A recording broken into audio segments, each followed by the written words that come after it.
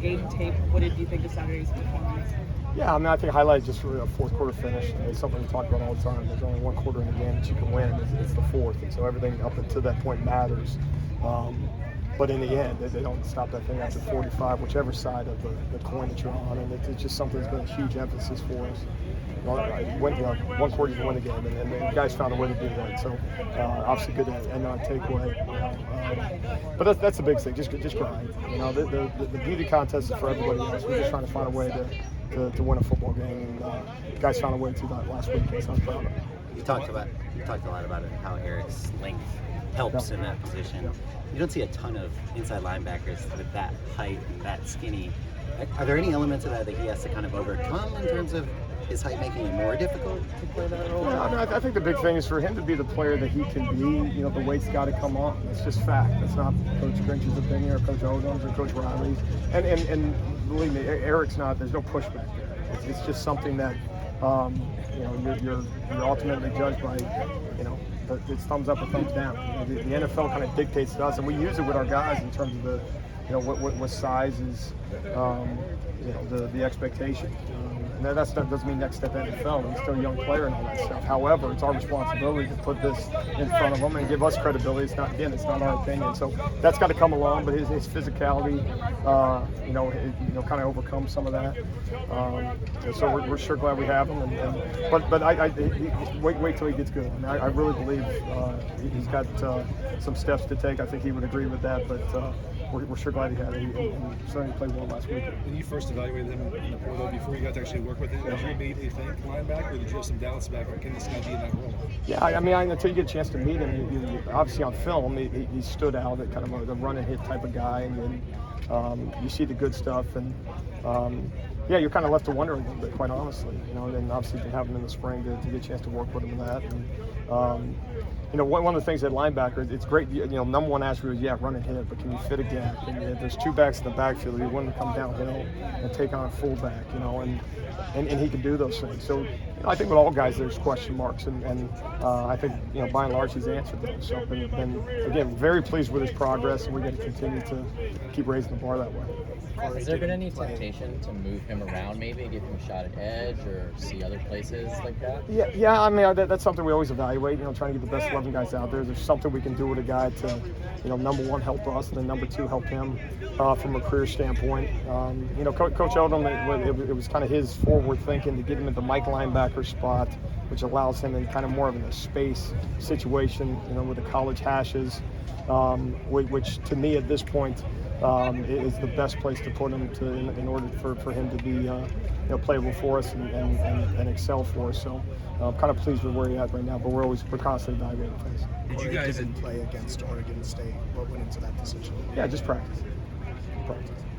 Did you guys initially evaluate Eric as just strictly kind of a Mike inside linebacker, or was it kind of more you guys evaluate him as an edge in the portal and decided to move him? That's right. No, just a guy with kind of position flexibility. When that evaluation took place, I mean, we're still in the process of kind of evaluating the guys that are in the program, so it wasn't as simple as saying, okay, we just need one of this. There's a lot of things that we need at that point. And there still are. There always is. But it was something that we're going to bring him in the program, thought he could help us. I think one of the things that kind of helped him and gave us confidence was the fact that he did have that flexibility, which is a credit to him. What can Korey do in practice to be in a better place to play? Well, the conversation is not about Korey. The conversation is about every guy in our program is being evaluated from an effort and execution standpoint. If you play at a high level, and you compete at a high level, and you do so with extreme effort, we will not only play you, we will start you, and we will champion you. And that's you could insert name in front and insert name behind. That's the expectation, and some guys are doing it, and some guys aren't doing it at the level that we anticipate or expect them to. And but today's another day. This week's a new week, and we'll make decisions on Thursday in terms of rotations. What are some of the things that you saw on film from Arizona State? Yeah, it's just very multiple. As you look at it, obviously explosive quarterback that has a big arm and the ability to extend plays. You say it every week. A lot of times in college football now, and it doesn't make it any less true as you say it each week. The ability to move the chains that way. They also use multiple tight end sets. which is becoming more and more the kind of the trickle down from NFL into college, using 12 personnel sets, some 13 personnel sets, as well as the 11 sets, and spread you out. Some jet sweep series, which really tests your discipline that way, and so and you see good speed. So they've been able to move the ball on most of their opponents through the air this past week, and so now our antennas are out for some explosive athletes coming in here. You and Lincoln both mentioned after the game that you thought it was the game you had the least busts in. After watching the film, does that still ring true, and what led to that improvement? Yeah, I mean, the one bust is too many, but it is a game of mistakes, and we're trying to, obviously, from a coaching standpoint, it's on us to eliminate, and if you can't eliminate, obviously you want to limit them. So I would certainly echo that, after looking at it. But one of the challenges for us is, and one of the conversations we've had with the guys, if you can do it once, you can do it twice.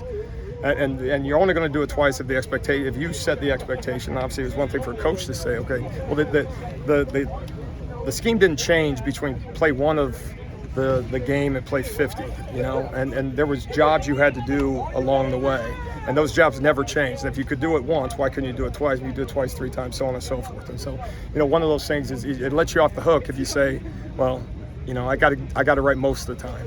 And so just driving that expectation. Obviously, we got to coach you better.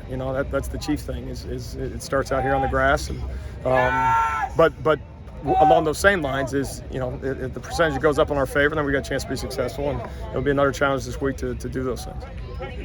All right, thank you all.